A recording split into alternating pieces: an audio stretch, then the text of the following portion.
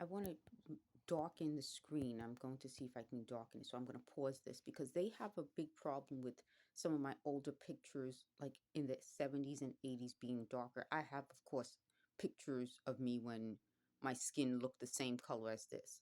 But why that matters to them is that it was supposed to prove that I didn't change my skin color.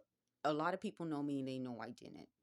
But more than that, to me, it's about biometrics. So I'm going to pause this and see if I can darken the screen so that you guys can see how I look when I'm darker. Okay, so I couldn't darken the screen, which means I can't lighten it either for some reason. But you can see I moved to an area where there's less light. My biometrics stay the same. My skin color stays the same. So even when it looks like I am darker, I didn't lighten my skin. I love my dark skin. And it's something that I really enjoy. I don't know why, but I find dark skin to be very beautiful. They said that was what they wanted to make me feel, that dark skin was ugly. So they said they were very surprised that I grew up thinking dark skin is beautiful. I think, I want to address something after in this video, but I want to start off with this. I think that was what it was. This is about manipulating people into changing their features. They said they thought I would get a nose job when I got older, or they thought that I would, there was something else they thought that I would, oh, breast implants. So partially what they were saying is that they were saying these things in order to make me feel so insecure about myself that I would want these changes in my body. I'm trying to explain to a lot of people who seem to think I was always involved in this. I wasn't. I think what happened was the same way they did it in this apartment, they probably did it in the 70s and 80s. They may have been talking to me, but I never heard it.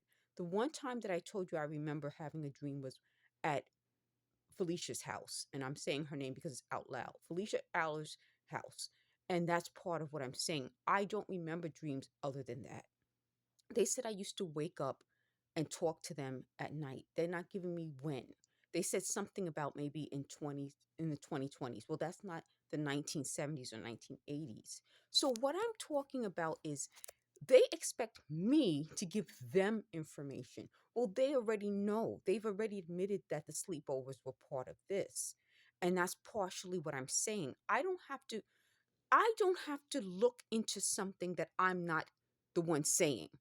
They're the ones that I don't think they understand the process of, if you make a claim, you have to be able to stand by your claim and show evidence. I've already linked the sleepovers to this in that way. Now, for them to say that they wanted me to get a nose job and they wanted me to get breast implants, that's something completely different. I don't remember. They never said that. Is that what they said in the dream? Is that what they were talking to me about? They never admitted that. What they're saying is they're trying to confuse the exact date these things happened. I'm telling you the exact dates. The other big deal about this is that when they were trying to move the exact date from 2016 to 2019, they kept confusing things. What I said in a previous video is what I said out loud. When I was in the train station in 2016, it didn't sound like it was coming from out loud. It sounded like there was a man at the end and it could have been from his phone. I had my phone with me, I had an iPhone. So it could have just been a simple thing as he did something or my iPhone did something. It wasn't out loud the way it is now, which is partially what I think they were trying to confuse me about when they have people talking out loud now. Meaning, it wasn't like it sounded like it was coming from the PA system, which sometimes it does when I'm outside now. In 2016, it seemed like maybe it was my phone, maybe it was the man at the end of the platform, and we were the only two on the platform. That's partly what I'm talking about, meaning when it was out loud then, it was nothing like this. It seemed like maybe he did it. And I looked at the platform and he was looking in my direction. I was the only one on the platform. I did one of those turn just from side to side things where you're like, is he talking to me? And I backed away from the platform, meaning it seemed like he was the one who would have pushed me on the platform. It wasn't some supernatural alien thing. It's never that. It's humans doing this.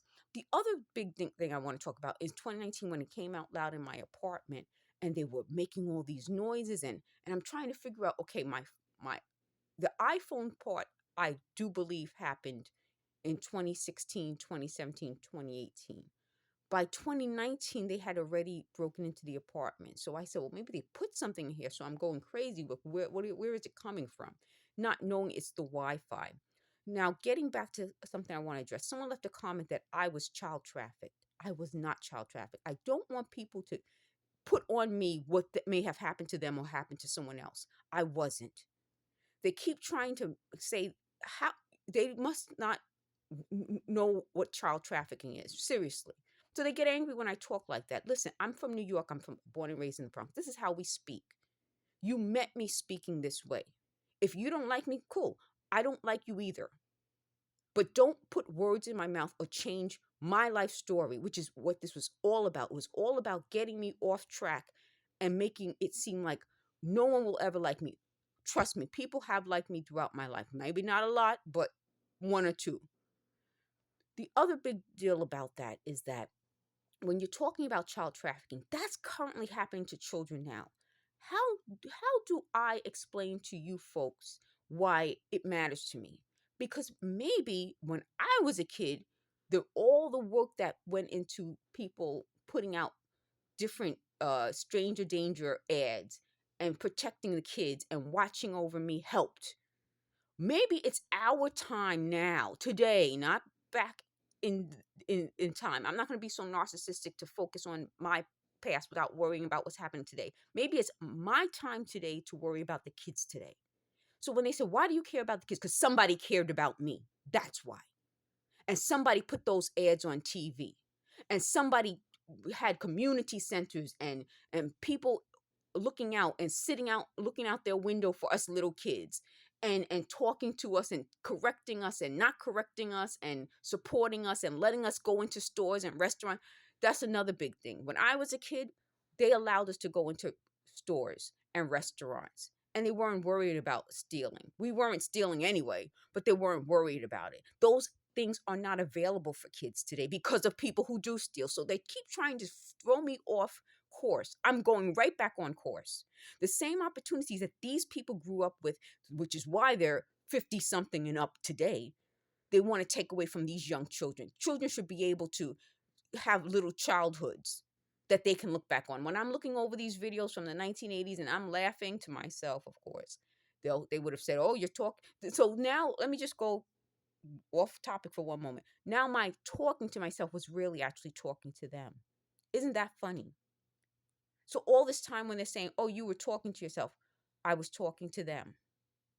So they're not giving me the exact year when all of this talking happened, but they're trying to kind of fit themselves into my life. I was listening to my Walkman. I call my cell phone my Walkman, but I actually have a Sony disc Walkman and a little radio cassette Walkman. So yes. So getting back on topic, we have to do and give the opportunities for today's children that were given to us. The reason I say a lot of people in certain generations are so self-absorbed they don't understand that we we were given the gift of Roe v. Wade. So if you got pregnant, and it doesn't matter the circumstances, you could have an option. We were given the gift of being able to have childhoods where we actually went to little parties, we had prom, no one was shooting at us. There wasn't a lot of guns when I was growing up. And they keep saying, wow, how could that be? Look it up, folks. I happened to find something and it said we didn't have all these guns when I was growing up, and definitely not in my schools. Kids were, I think, I said in the previous year, I think we knew each other. So it wasn't like, oh, I want to kill so and so. Literally, no. Nobody would, no one I grew up with would have literally wanted to kill someone until 1991. And by that time, I wasn't around that person. And at that time, it was weird. It wasn't something that I thought would be literal. The other big deal is they keep trying to say how they were always bullying me. There's a reason people are doing it this way and not confronting me, because we would have information. They don't want me to have information. They want this kind of weird sort of supernatural, maybe it's the ghost talking. They admitted that when I first got that recording from the home medics I say it's from the hometics because I don't know how it worked, but it connected with the hometics and it came out that weird sound. That was supposed to be like a seance. So they admitted they wanted it to be that, but I'm not that woman. I'm not, they keep saying because I have a background in science. I think it's more than that. I'm not that type of person that believes in all of that type of stuff. They keep saying, well, didn't you get a book from Felicia's mother about astrology? It was a Linda Goodman book. And I forgot the full name of it, but it wasn't about astrology. It wasn't prediction. It was about each sign's traits. So what kind of person you are, what kind of uh, date you would be, what kind of so it was about each person's dates, which is completely different from prediction. But also talking about that is that well, I don't want to go off on that track. But going back to what I'm saying, it's our responsibility to take care of the things that people took care of us when people took care of us when we were kids. Kids, we had lives. Like I was busy. When I tell you I was busy, they tried to make it seem like Felicia was my only friend and I was always with her. No, I had other little friends. And like I said, I showed you guys a post in a yearbook where I wrote about it.